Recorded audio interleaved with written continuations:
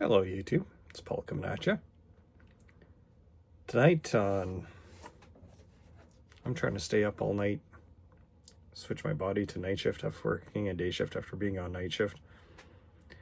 Extravaganza. I'm going to show off my first attempt at super collecting. Jason Arnott. But before I do that, I got Evil Paul here, and he wants to say a few words. Here's a hot take. People who watch the games are morons. People who recreate the games using sock puppets. Gee, thanks, Evil Paul. Ed, I don't know if you're watching this, but might need a rebuttal. But without further ado, let me show my Jason Arnott super collection. Now, for those of you that don't know, Jason Arnott, kind of the wicked Blair, but he was drafted by Edmonton, 7th overall, 93 draft, and he was the next golden boy. We just suffered through the 92-93 season, and you know, big strong center, right-handed shot, everything you could ever want, and you know, he struck a chord.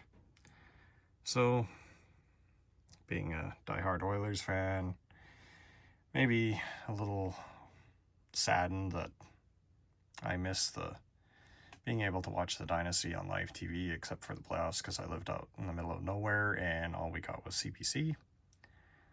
I now had, I think it was like 40 games on ITV that I could watch, and plus the Hockey Night in Canada odd game. 90s changed. Like, they started having a late game, which would showcase the Western teams, and so I was able to enjoy Jason. But yeah, so basically how I got this binder sorted, and this is like show you how committed I am. This was a binder that my sister used in, like, I want to say she was like grade 6. She was no longer using, and anyways, yeah, that's his first OHL card, 91, 92, I forget what they're called, but yeah, followed up by a team issue, classic, good old Kenny Golden, you know. They had an acetate card, which was really cool, and then some more classic, and then his first NHL. And the reason I know this first is because this binder is organized as cards got released, so that's his first rookie. I showed off picking up a box of 93-94 Parkhurst, and that's the Emerald Parallel. And believe it or not, it wasn't the first year parallels, but I want to say it was like 3rd or 4th. Oh, and just because it doesn't fit, and I apologize for the glare, that's a tall boy clear power play, and you know, just tape the top loader in. Some quality stuff there. And then continuing with the Parkers, and Western Stars Gold, Silver, and then good old Leaf. Once again, friend of the channel, Ed, he's collecting Leaf autos for baseball. Freshman Phenoms, Donruss. Oh, here we go. Special print, 1 of 20,000. It's got a hollow foily thingy. And of course, Donruss rookies, Fleer Ultra. There's a Fleer Ultra insert. guaranteed. And as an adult, I could totally complete these. This is one of my favorite cards, the SP. I'm pretty sure. Yeah, that's just the SP. And I'm pretty sure there are one per pack in Series 2. And not sure what this one is. Possibly the silver skates, like the silver skates. But that's the gold silver skates. I feel like I'm missing a card here. And Top Stadium Club. And I wonder if there's a first day issue. Oh yeah, there is. So it's right there. And there's the Pinnacle rookie. I'm not sure. Maybe a ice to go there. But yeah. And then there's Score, Gold Rush, Dynamic Duos, and I'm pretty sure on the other side is Shane Corson. Yeah, Shane Corson. Afterthought in Edmonton. Acquired for Vincent Donfus. He got run out of town. And then there's a Score promo, regular Score, Gold Rush, and then missing a couple there, and Parkhurst, and that would be the Emerald. It's the vintage. Can't remember what would have gone there. Then you had these Semic Globe Swedish cards, commemorated World Cups, or World Championships teams. And Rookie Sensations from Premier. And the foil parallel. And then maybe that's the base card. Yeah. That's sort of C. But yeah. Top Stadium Club. So for certain that would be the first day issue. But yeah. And how I acquired those, like I did open a bunch of these. 94 Leaf, like some of the inserts. And I'm pretty sure this is the limited, but this was not the Leaf Limited that came out after. Like this was inserted in the set. And these are just all back to back in the binder. Leaf Stars, number 273 of 10,000. And I don't think any of this was ever part of my retirement plan, but you know, Pinnacle, Ring Collection, Artist Proof, Refractor Adjacent Hollow Foil, and then the Icebreakers, Artist Proof, or sorry, Ring Collection. And so, like with that alt money, I'm just doing a quick scan of eBay, like I could totally finish this off and be done. And it's not really a project that's speaking to me that has to be done. And the nice thing is, like, most of the stuff is just so I'm missing the regular Fleer Ultra. No, not, sorry. Missing an insert. Yeah, because that's a Fleer Ultra, Ultra Power. That's a Premier Pivot, so yeah.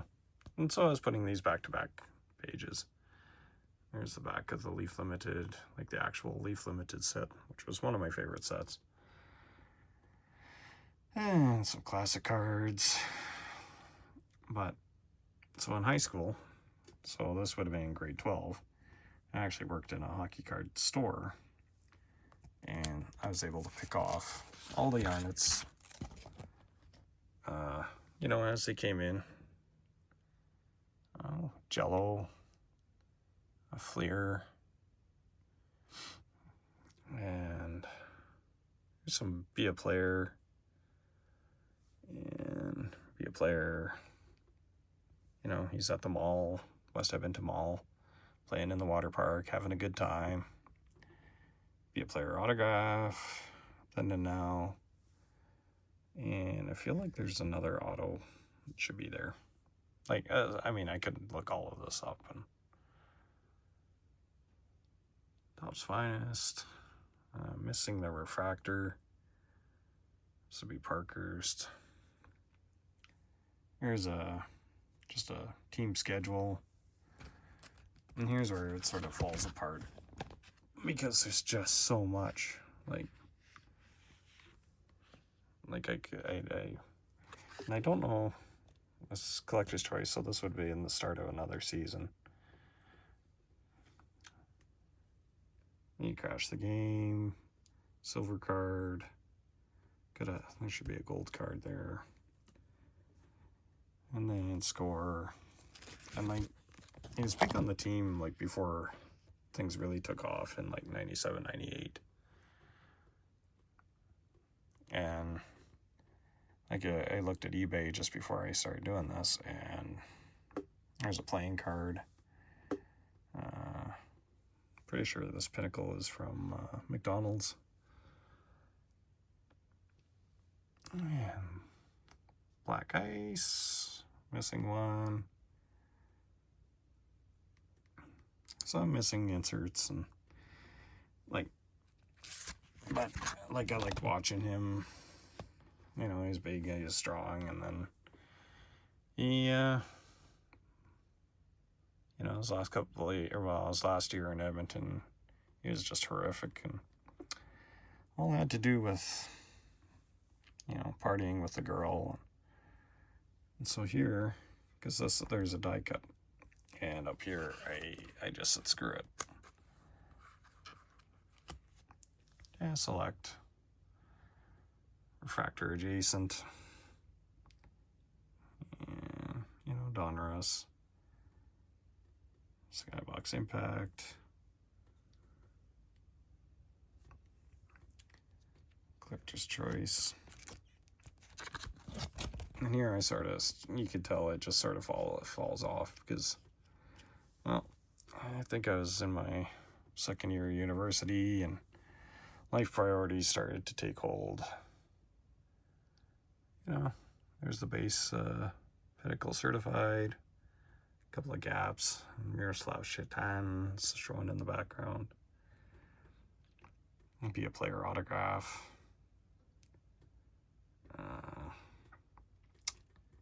Leaf the Matrix. I forget what the parallel that is. But yeah. So there you have it. My, you know, forget what, let me just see here.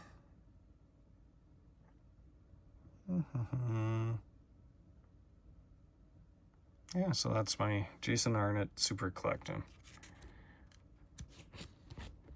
And I mean, like I said, I looked at eBay and his most expensive card, I think, was like $200, and it was one of those, like, you know, put a price out there just because you can.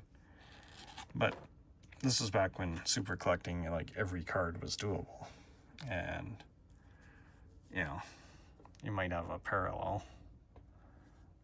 I love this year of SP. Like, I like the, I hate that the hockey didn't really do like the baseball with the hologram, but you know, you got the die cut.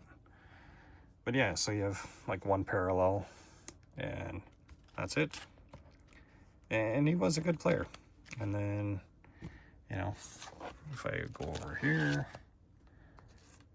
past the Miroslav Shaitan, he got traded for a bag of hockey pucks and then became like a stud. And then, you know, became a fan of Doug Weight. Doug Weight, I didn't go crazy, but I just collected whatever I could. And Doug Weight was usually a dime. You know, so it wasn't onerous to collect him, but he became my more favorite player, like just based off all that he did. And like this binder, I mean, I picked up like the Sixth Sense Wizards. These are out of 100. Picked that up for, like in the beginning of the pandemic. Carlos showed it. I was showing them off, and I'm like, hey, that's cool. So I'd find all these cool 90 inserts that came out like after I was done, you know, out of the hobby type thing.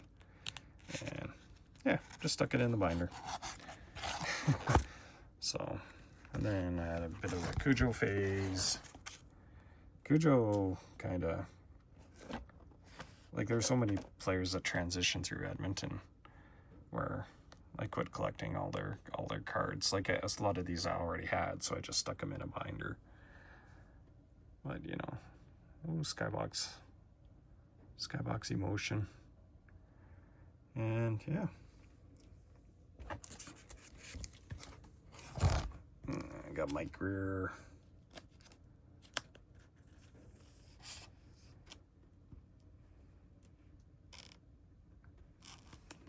One of my favorite cards. That's where he makes a big save on New and Dyke. Can't remember, is this... Yeah, like, I'm pretty sure he makes a big save and then Edmonton scores in overtime right after. And of course, Mike Greer. Not as big of a collection, and then some Ryan Smith. Pretty sure I got this one off of Carlos. But there you have it. You look at this is just 80s. No big names in here.